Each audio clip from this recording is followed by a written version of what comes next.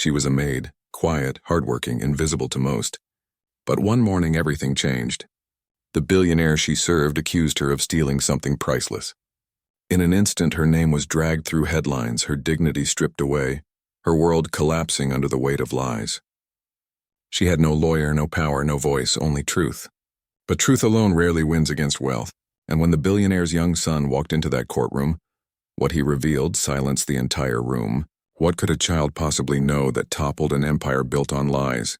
For years, Maria lived in silence inside the billionaire's mansion, a palace glittering with wealth yet colder than any prison.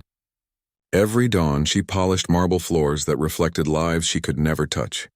A widow raising her daughter alone, she worked tirelessly, saving every coin for her child's future. To the family she served, she was invisible, until the morning something went missing. Panic rippled through the house. Security guards swarmed, cameras checked, whispers filled the halls. And suddenly every accusing eye turned toward her. The woman who cleaned their home became the suspect in a crime she never committed. Her hands trembled as she was escorted out, her daughter crying, reaching for her from the staircase. At first, Maria believed it was a mistake that would clear up quickly. But days turned to weeks and the truth became undeniable. Someone powerful wanted her gone. The man pointing his finger had enough influence to make guilt sound like fact. What Maria didn't know was that someone else had seen everything. Someone small, innocent, and far more dangerous to the lie than anyone could imagine. The police arrived without warning. Maria was still wearing her apron when cold metal cuffs clamped around her wrists. Neighbors peeked from behind cracked doors as she was pushed into a patrol car. No questions, no explanation. The billionaire's name carried more weight than her entire existence, and his accusation alone sealed her fate. At the station, her words went unheard. Each time she said, "I didn't do it," the officers exchanged looks that said otherwise. To them, she fit the story perfectly, a poor woman of color desperate enough to steal.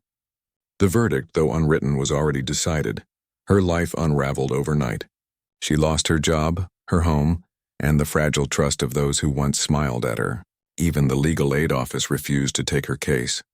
Too complicated, they said. She walked into court alone, clutching trembling hands around her worn documents, trying to look strong though her knees barely held her up. Across the room sat the billionaire, confident, calm, a man used to getting his way.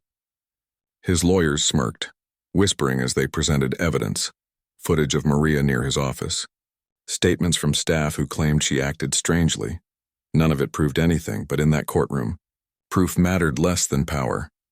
Maria's voice shook as she spoke of loyalty, of years serving without complaint, of the nights she'd watched over the billionaire's young son as if he were her own. But every word felt small against the mountain of lies. The prosecutor's voice dripped with disdain, painting her as a thief driven by greed. Cameras flashed. Reporters scribbled. To them, she was not a person. She was a scandal. And then everything shifted. The doors opened. A small voice echoed.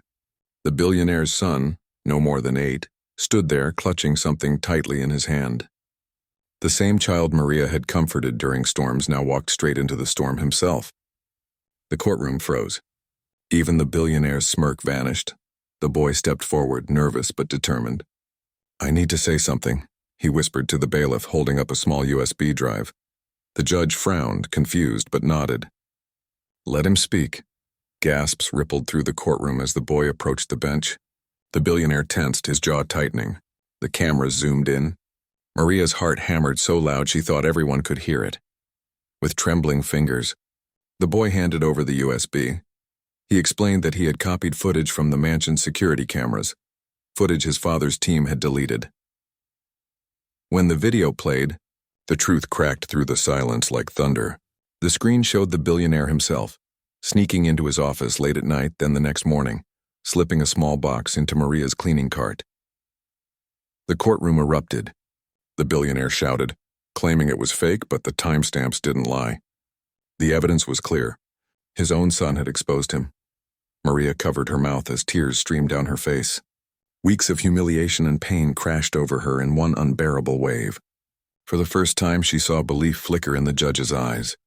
The boy stood trembling but unbroken, his voice soft yet sharp enough to cut through the noise. "She didn't steal anything," he said. "You did." The words hung in the air like a verdict of their own.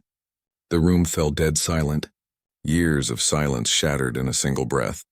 The billionaire was restrained as he lunged toward his son, his empire crumbling in front of flashing cameras and horrified faces.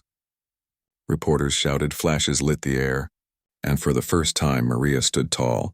When the verdict was read, she didn't cry. She simply exhaled, her chest heavy with months of pain finally given a name. Truth. She was declared innocent. The billionaire was handcuffed and led away, his downfall echoing in every shutter click of the cameras. Outside, Maria's daughter ran into her arms. For the first time, they both stood in the sunlight without fear. But victory came with scars. Maria still carried the memory of every whisper, every door slammed in her face, every person who looked at her and saw a criminal instead of a mother. The truth had set her free, but it didn't erase the world that condemned her so easily. The billionaire's son was placed under protection. His courage cost him his family's name, but it also revealed something greater, that justice isn't about who has power, but who dares to speak. Maria returned home, her hands still trembling, not from fear, but from survival. For a few days, her story dominated the news. Then the world moved on. But for those who heard it, something lingered, a question too heavy to ignore. How many others like Maria are accused, silenced, and forgotten before truth gets a chance to speak? Because in a world where power defines justice, her story is a reminder. The truth may bend under pressure, but it never breaks. And when it finally rises, even the mighty must listen.